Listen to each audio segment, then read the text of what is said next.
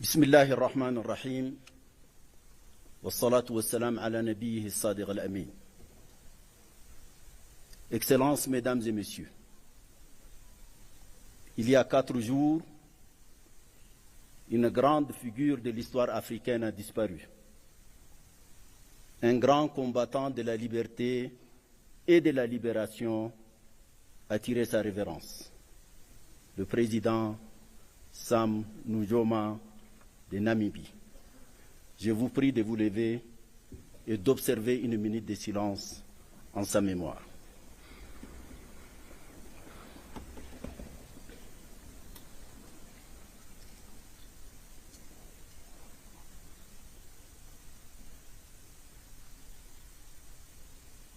Paix à son âme, je vous remercie.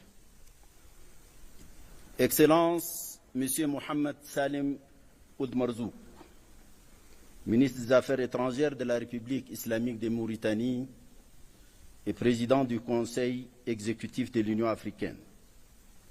Excellences, Mesdames et Messieurs les membres du Conseil exécutif, Monsieur le secrétaire exécutif de la Commission des Nations Unies pour l'Afrique, Excellences, Madame la vice-présidente de la Commission de l'Union africaine, Mesdames et Messieurs les commissaires, Excellences, Mesdames et Messieurs les membres du COREP, Excellences, Mesdames et Messieurs les chefs exécutifs des communautés économiques régionales et mécanismes régionaux, Mesdames et Messieurs les représentants et envoyés spéciaux et chefs du bureau de l'Union africaine, Mesdames et Messieurs les observateurs, Mesdames et Messieurs en vos grades et qualités, distingués invités, chers amis.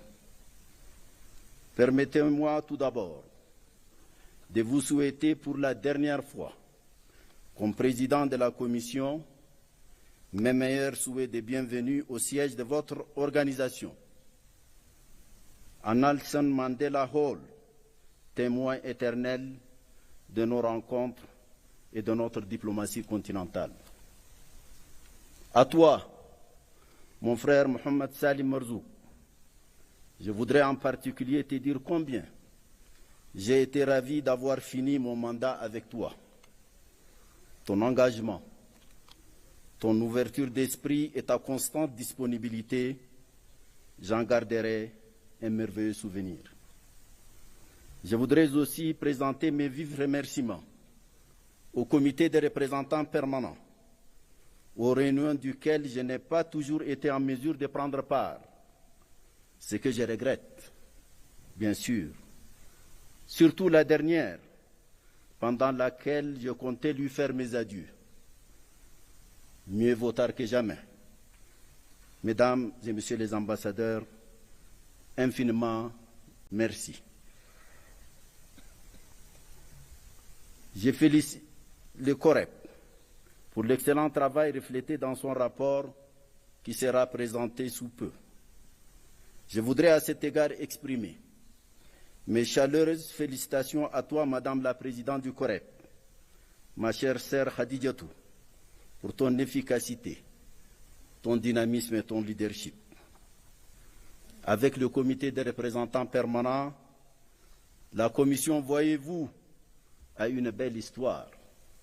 Et comme toutes les belles histoires, la passion, la vivacité et les enrichissements mutuels sont la règle.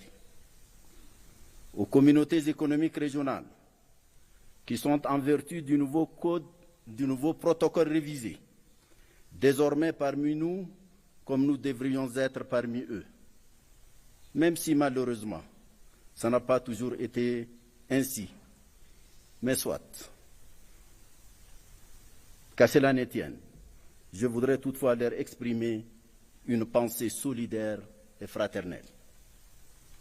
Au personnel technique, de sécurité et protocole, qui se dévoue jours et nuits pour nous créer les meilleures conditions de travail. Et au-delà d'eux, à tous nos organes, j'exprime mes vifs remerciements et toute ma reconnaissance pour leur soutien et efficace accompagnement tout au long des années qui nous ont réunis dans cette belle aventure.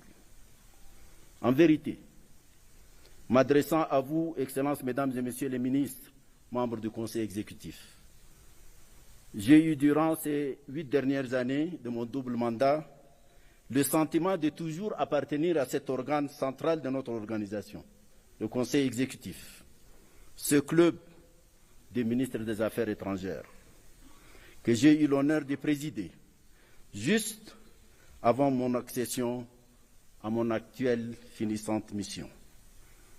J'y ai siégé pendant 17 ans, d'affilée, 9 ans en tant que ministre des Affaires étrangères de mon pays et 8 ans comme président de la Commission de l'Union africaine. D'ailleurs, je vois encore quelques collègues dont les cheveux, comme les miens, ont pris une certaine couleur argentée.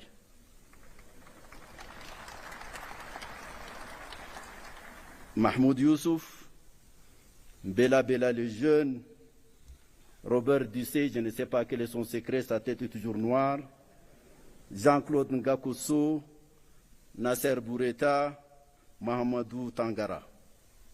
Je vois aussi quelque part Pierre Moukoko, chef de l'unité de réforme, qui fut du nôtre pendant cette aventure.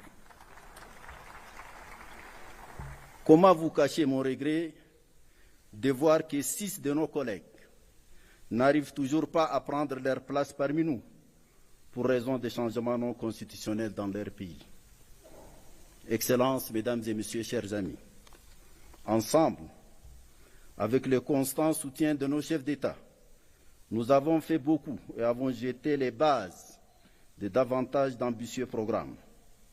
Il n'y a presque aucun domaine significatif où nous n'avons pas sémé, cultivé et parfois cueilli, même si les intempéries politiques, économiques et diplomatiques ont quelquefois réduit notre productivité et notre production, pour rester dans une métaphore agricole.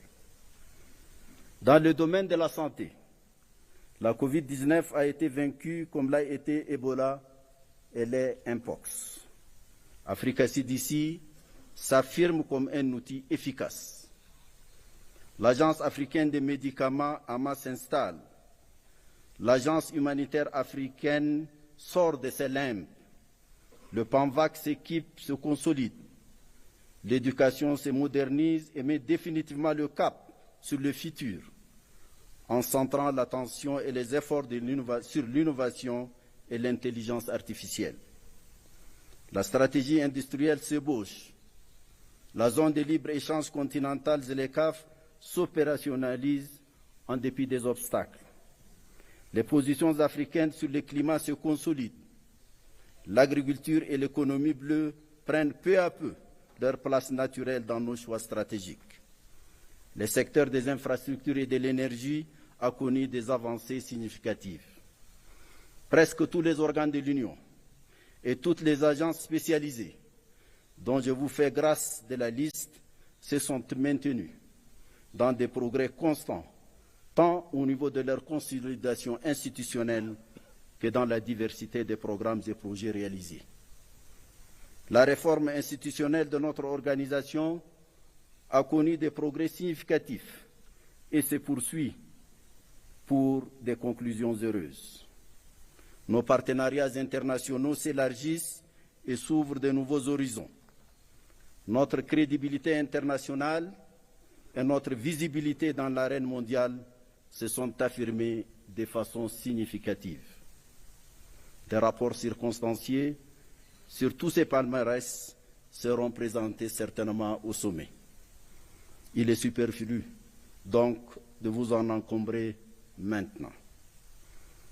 Excellences, Monsieur le Président, Mesdames et Messieurs les ministres, de tels acquis ne devraient pas occulter nos insuffisances, nos lacunes, nos difficultés et les défis qui continuent de toutes parts de nous assaillir. Des violents conflits continuent de tuer à une large échelle en Afrique. Le Soudan et l'Est de la République démocratique du Congo en sont les théâtres les plus poignants, les plus dramatiques à tous égards. Le difficile financement de notre organisation continue de peser lourd sur son efficacité et son indépendance de décision. La revitalisation du Fonds de la paix et l'atteinte de son premier objectif, est une lueur encourageante à ces sujets. L'affaiblissement de la solidarité africaine et l'affaissement de son âme porteuse, le panafricanisme émousse nos ardeurs et réduisent la portée et la résonance de notre redéploiement à l'échelle continentale et internationale. Cette situation est d'autant préoccupante que nous nous trouvons à un moment où le multilatéralisme, déjà en mauvaise posture depuis un certain temps, semble devoir faire face à de nouveaux défis et des coups de boutoir venus d'outre-Atlantique. Il nous faut donc nous ressaisir et le faire ici et maintenant. Excellences, chers frères et amis, bientôt un nouveau leadership va être élu. Afin de contribuer à lui paver la voie, j'ai attiré la haute attention de l'ensemble des chefs d'État et de gouvernement de notre continent par un écrit qualifié par un grand président africain de brûlot sur certaines questions dont la solution commande la survie de notre organisation.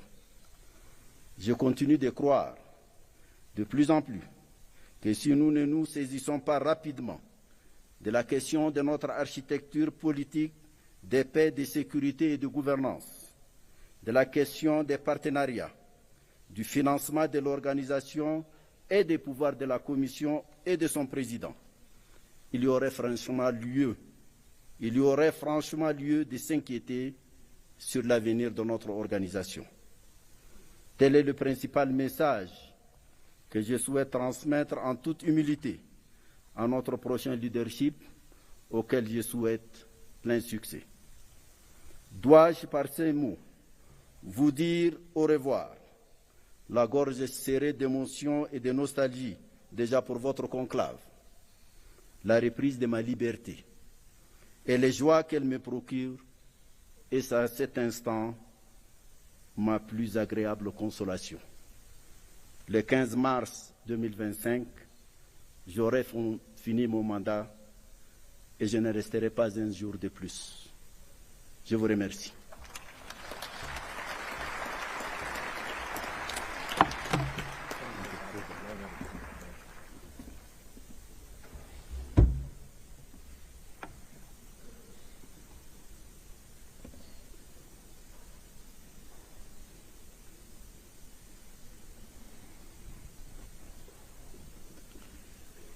Thank you, Your Excellency, for these insightful remarks and statement. It is now my great honor to invite His Excellency Claver Gatet, Under Secretary General and Executive Secretary of the United Nations Economic Commission for Africa, to deliver his statement. Your Excellency.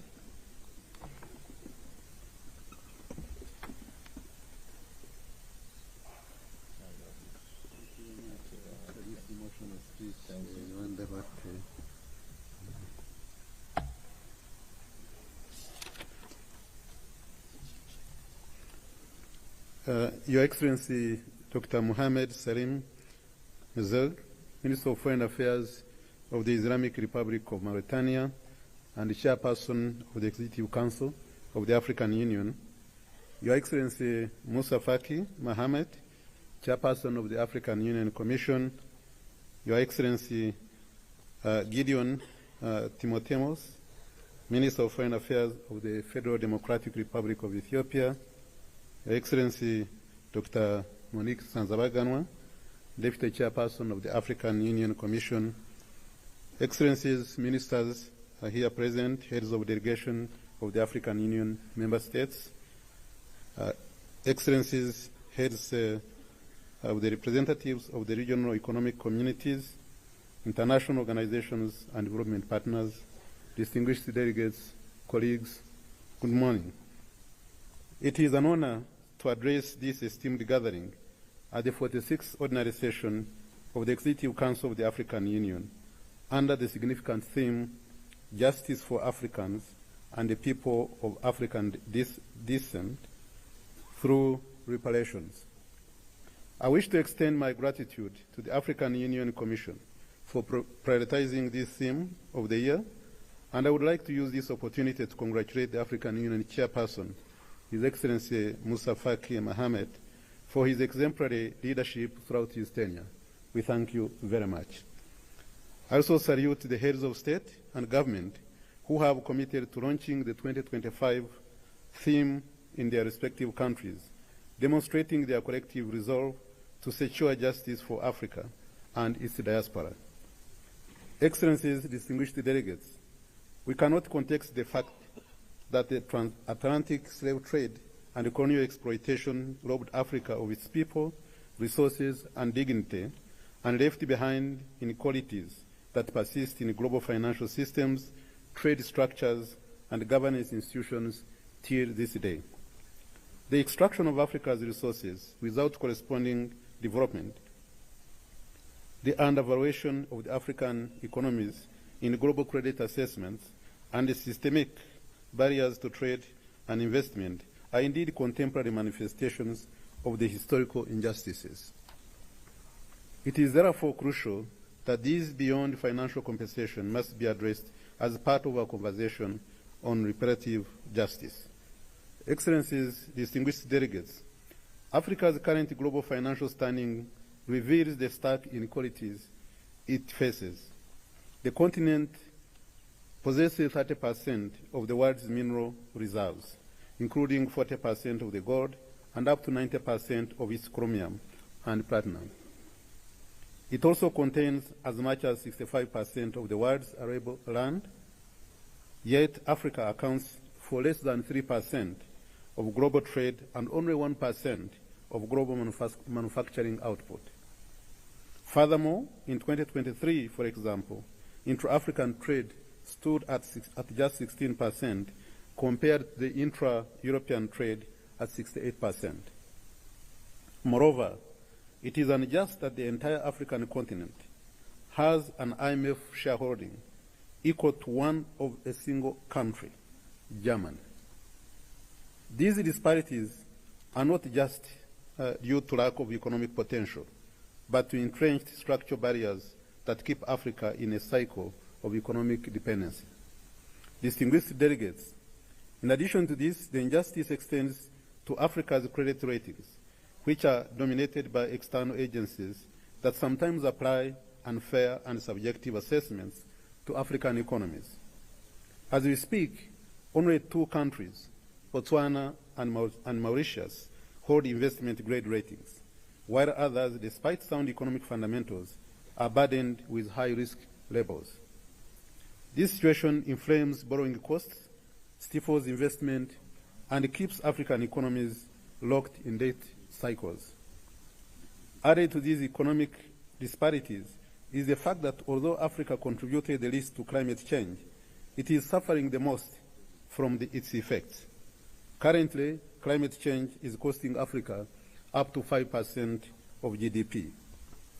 Yet, of the $10 trillion invested in globally in clean energy between 2015 and 2022, Africa received only 2%. However, this must change. Africa cannot build prosperity on a foundation designed to constrain its growth. To translate this call for justice into tangible outcomes, I propose 5 key areas of focus. First, the current global financial architecture is outdated, inequitable, and unjust, and must be reformed to be fit for purpose. We must advocate for debt restructuring that allows African nations to invest in their people and development instead of paying exorbitant interest